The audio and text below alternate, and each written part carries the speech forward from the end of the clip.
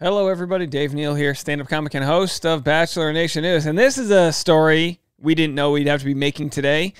Trigger warning, it's a tough conversation. Ex-Bachelorette star Joshua Tyler Best arrested for possession of illegal materials involving children. I'm dancing around the words here because I don't know if you can say these words on YouTube. Follow me on Instagram at DNeals for stand-up show updates. And also I'm going live on Patreon. You probably can catch me there right now, patreon.com/Dave Neal. Afternoon, we'll definitely be covering this story on the Rush Hour, Bachelor Rush Hour podcast every afternoon. All right, let's just read the article because this information just came out. He was on Katie's season. There they are on Katie's season. Joshua Tyler Best, contestant on Katie Thurston's season of The Bachelorette, who actually went pretty far, has been arrested and charged with having child possession of child illegal materials on him, TMZ has learned. According to legal docs obtained by TMZ, the IT consultant was busted last month in Miami. Law enforcement says a Google account registered to him was flagged for allegedly uploading approximately 50 images, videos showing child abuse. The cops got a search warrant of the Google account and claimed they found evidence of Tyler Best interacting with the child images. Law enforcement says they then searched his residence and seized several electronic items, including his iPhone, which they claim contains 15 files that fit the bill for this. Cops claim the clips include videos of kids, some of whom are under 10, involved in graphic acts with adults. He's now been formally charged with 15 felony counts of possession of material showing a performance by a child, to which he has pled not guilty. Tyler Best is due back in court in June. He has a little bit of a run during Katie's time as The Bachelorette. He made it through 4 weeks, but was eliminated after that. Nothing particularly scandalous about his time on TV, and at the time, he was relatively well guarded. He's continued to fraternize with fellow Bachelorette stars, as documented on his social media. He's hit the town with other contestants who were on the show. It's unclear if anyone from Bachelor Nation is aware of his arrest. No one from the show has publicly reacted yet. And it's a situation that's horrible. We have this thing called innocent until proven guilty, and he will get a fair trial. And yet, at the same time, yikes, does this not look good? You know, maybe I watch too much TV and too many, fantastic, dramatic shows and films out there. But I look at this and I go, is there a chance he's innocent? And again, I don't know a thing about him. I wouldn't have been able to tell you what season he was on. I delete from my memory these cast members when they're done. But you go, when they say they found images on an account linked to him, I guess he's going to have to prove or have the defense maybe that he wasn't operating those accounts. I don't know, guys.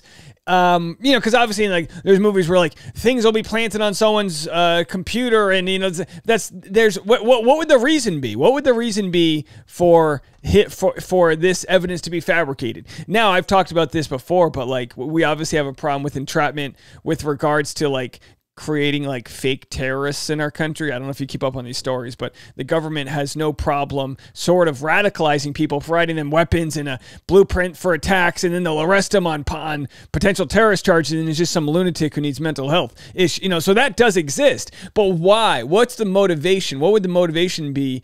The fact that he works in IT, I don't mean to make that as like, well, he must be guilty. You're just like looking at things, you go, we don't know anything about this guy, and yet most likely you would believe the charges to be true, but then we struggle because by saying innocent until proven guilty, you don't want to, or at least I don't want to come off as some sort of apologist or anything whatsoever. This is horrifying, and I think this is an area in which the government needs to throw like their full weight into eradicating this. I mean, we live in a country where we should be able to have digital stamps of where people are and what they're doing, and the trading that goes on but in these dark web areas where these images and videos are traded and sold possibly. That's disgusting. So hopefully, if it's true, they're able to nail him and really send a message. But sadly, if it is true, these people are probably so messed up in the head that I don't know if a message does anything to prevent it in the future. But of course, whatever the marketplace is, it has to be stopped. I don't know what else to say about it, guys. I think we're all on the same page here. It's one of those stories where everyone's pretty much in agreement that if this is true, that it is just horrifying. Some of the comments I'll read for you. Just shows you can never even predict who would do something like this. I remember Michael A. on Nick Vile's pod talking about him highly. Said it was an upstanding guy, not calling him out because he probably had no clue about something like this. Just goes to show it could be anyone. And it truly can be. I remember recently, and again, trigger warning, because this is a horrible conversation about end of life types of things here. I don't know the proper trigger warning here for unliving yourself. But I knew somebody very, didn't know him personally. Like I'd met him before, but sort of like a guy I just knew. And, 15 years later, I see that he's in the news as a guy that I went to school with that apparently they had found all this information on his computers, thousands of images on his hard drives, this and that. And they did this raid on this guy. And he was a father and a husband. And that doesn't prove his innocence whatsoever. And then, of course, after that news came out, he took his life.